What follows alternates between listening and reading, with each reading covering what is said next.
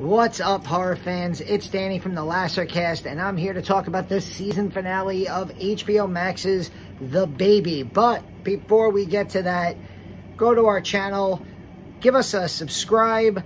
Pete and I just did a live review of a new Shudder movie, a Shudder exclusive called Off Season, starring Jocelyn Donahue, directed by Mickey Keating. Later this week, Pete has an interview coming up with Laurel Hightower, an author who wrote the book Crossroads and has a new book out called Below, which is about the Mothman. We have another interview up with Brian Asman from a couple weeks ago, and we are doing Stranger Things reviews. Charlotte and I did a review of the Stranger Things experience at the Brooklyn Navy Yard as well.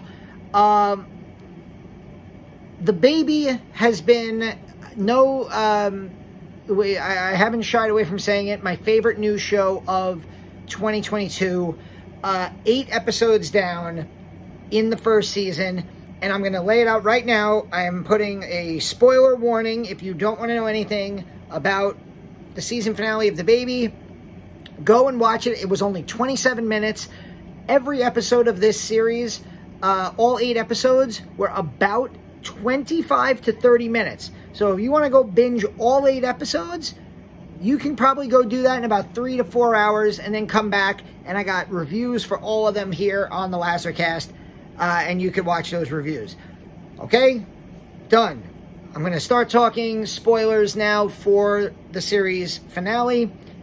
They did it. They did what I asked them. What I was hoping would happen is, with series like this, I always get paranoid.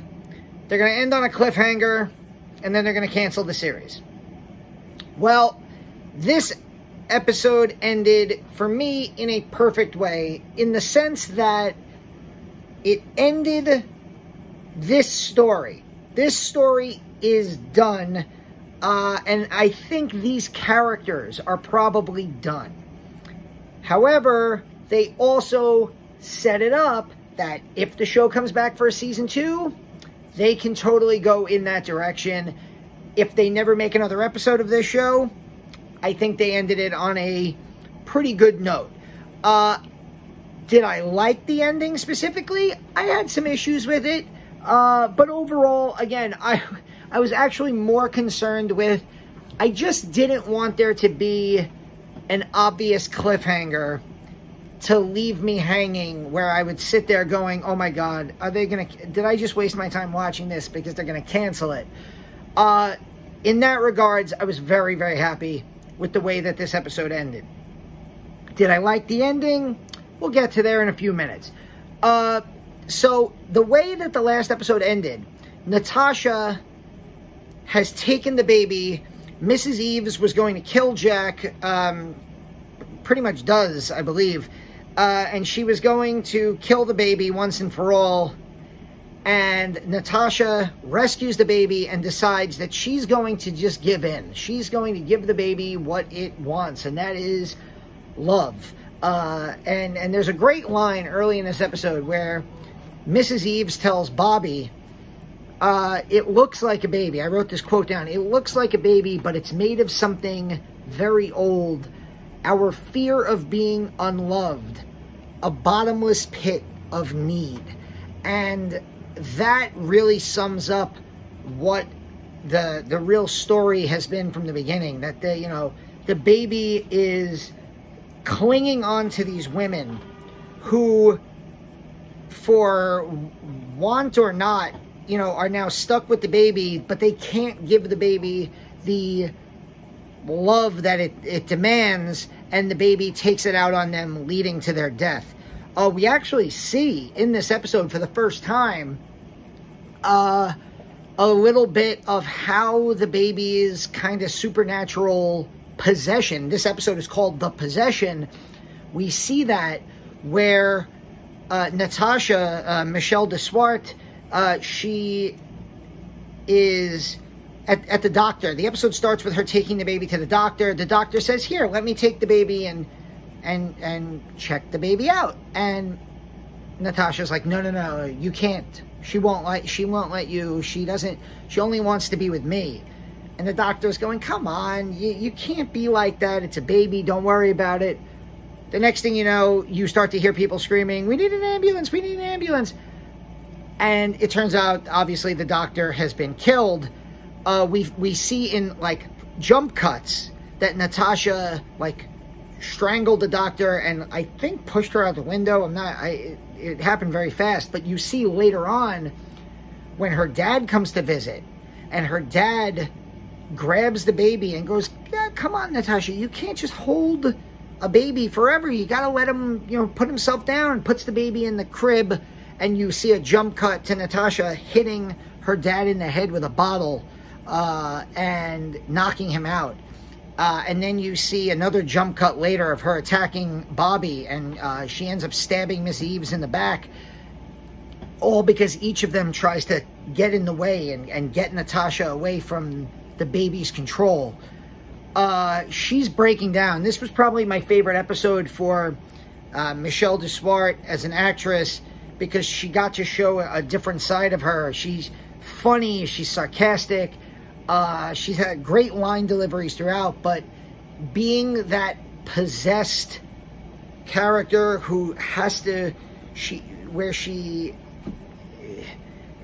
the way that she makes it, where she's giving affection to the baby, but it's very obvious that she is struggling to fight through this possession, and she's like, I love you, I love you, and like you could tell there's, she's breaking down inside, and Bobbi and Mrs Eaves are doing everything that they can to basically rescue her.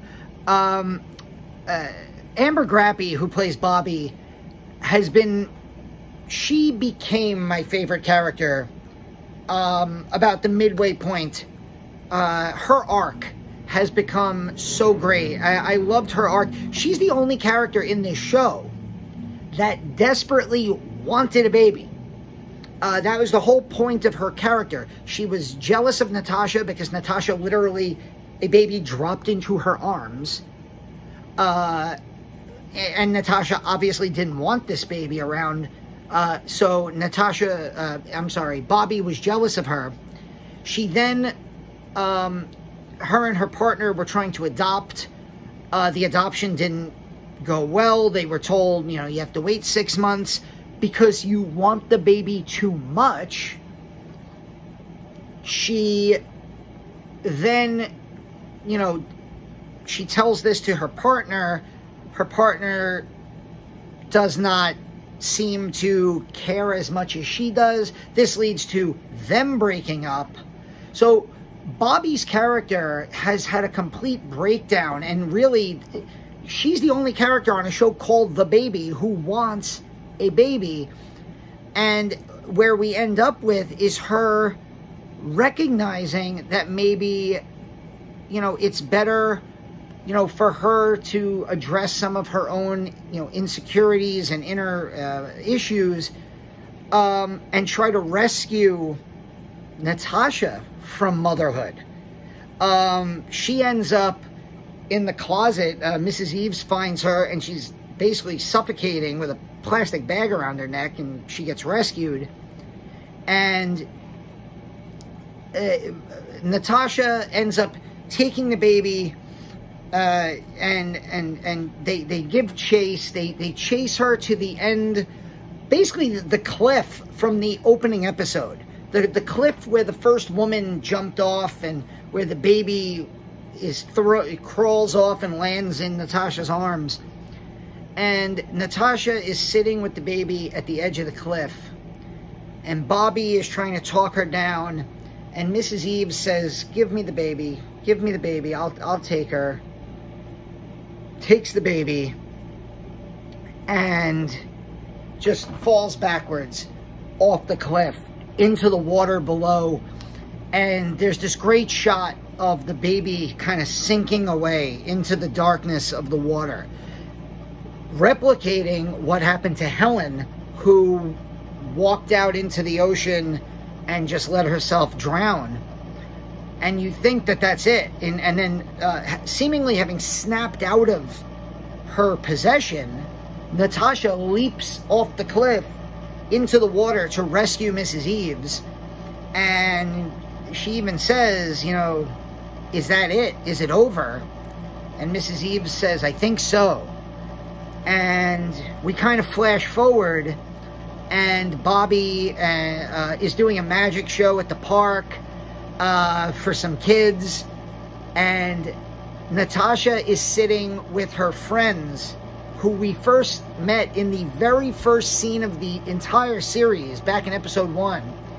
And she fell out with these friends because she made what they believe to be, you know, like inappropriate jokes about being pregnant, and about like, oh, you guys can't hang out anymore because you have kids, and you know, the one woman was pregnant, and she's like, oh, you too now? And her friends got offended by that, and they kind of stopped hanging out with her.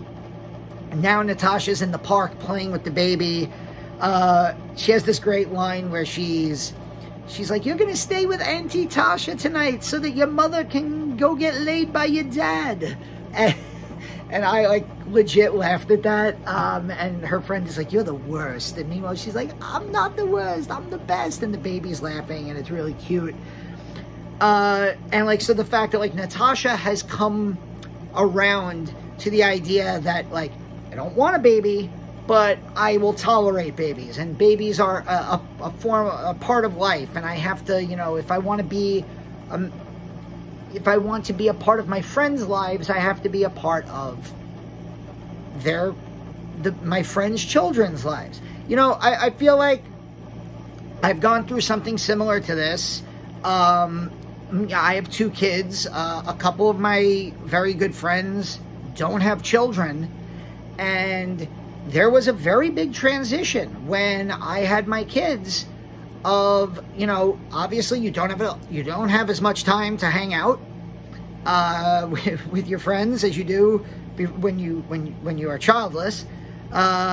Your children come first, and then you start to wean your kids into hanging out with your friends, and as an adult it gets, you know, tricky, you know, to do that. So I kind of, you know, I understand where Natasha was coming from, in the sense that, you know, I understand more.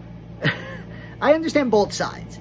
I understand what it was like hanging out with friends that had kids, and also me being the one with kids, trying to get my friends to hang out with me when I had my kids around. Because it's awkward sometimes. Like, if you're in your 30s and you just want to get together with your friends and have a few drinks and, you know, maybe go to the bar, you don't want to be around kids. Now, I got lucky. Charlotte is, you know, a great kid who shares a lot of my interests. My son, him and I share a lot of the same interests.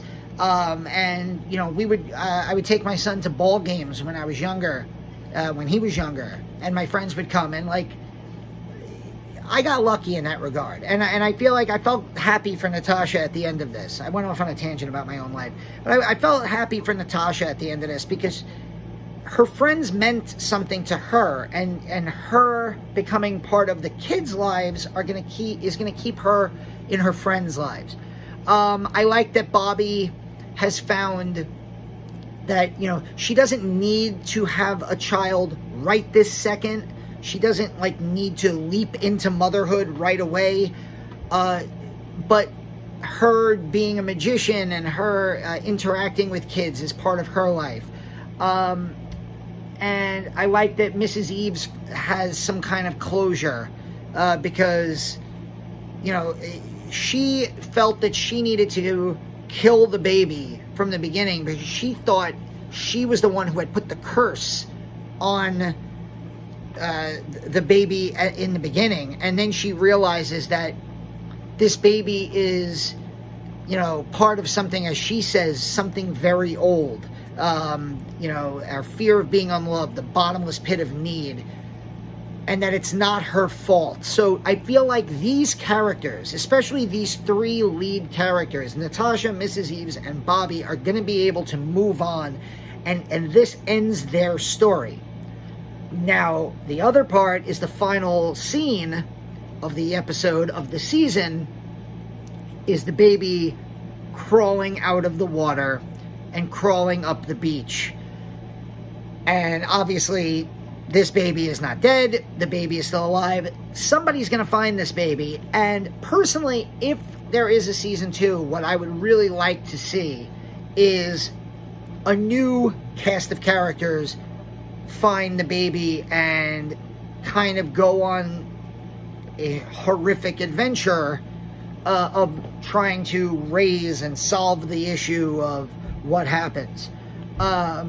So we'll see what happens if the show gets picked up. I would love it to. This last episode, I didn't mention it, was directed by Ella Jones again, written by Sean Robbins Grace and Truly Felicia King. Everyone involved with this show, I thought, did an amazing job. I didn't love the ending of Mrs. Eaves jumping off. I get it. I get why they did it. It brings closure to all the stories. I thought it was kind of an easy way out, if that makes sense, because Mrs. Eaves was trying to kill the baby from the beginning, it felt like. So for her to just take the baby and jump off the side of the cliff, it kind of felt like a fairly obvious choice of an ending, like an easy choice. I get it. I like that it closed the loop. It closed the stories for these 3 characters. And I like where those characters end up. So in that regard, did I love the ending? No, but I did like the ending. And overall, for an 8-episode series, 25 to 30-minute episodes, I cannot recommend this enough. It was scary. It made a lot of interesting and important topical points. It was funny, especially if you like British humor. There's a lot of British sarcasm and dark, British-style humor in this. I thought the acting was fantastic, especially Amber Grappy in those last few episodes as Bobbi, and Michelle Deswart. Never saw her before this show, and she's an actress that I'm going to look out for because, man, I was really impressed with her in this show. Yeah, if you have HBOMax and you haven't checked out The Baby, I cannot recommend it enough. And I'm going to be looking for new shows, horror shows to cover. If you have any recommendations for horror series on streaming services other than Stranger Things, which is fairly obvious, Pete and I are going to be doing a review of episodes 4 through 7 of season 4 part 1 with our daughters Charlotte and Pepper. That's going to be coming up very soon, and then we'll be right back here July 1st or that first week of July to do season 4 part 2 reviews. I will be, I have a video coming up tomorrow. I took Charlotte to the Alamo Draft House for the very first time, and we got to see one of our old favorites, John Carpenter's The Fog, and very excited to do a little video recapping Charlotte's experience at Alamo Draft House. And stay tuned for some really cool interviews. Pete sat down, he didn't sit down with Laurel Hightower, he sat down and Zoomed with Laurel Hightower, and they had a really good interview about her work, especially her books Crossroads and Below. We also have a great interview with Brian Asman up on our channel. And yeah, give us a subscribe, like our videos, leave a comment. What did you think of The Baby? What did you think of the ending? What did you think of the series overall? What would you rate it on a 1 to 10? Would you recommend it to people who haven't seen it or haven't even heard of it? Because the show, I really like this show to get, more attention. I thought it was easily one of the best horror shows to hit streaming or to hit any channel this year, 2022. So let me know. This has been Danny for the Lassercast. I'll see you very soon.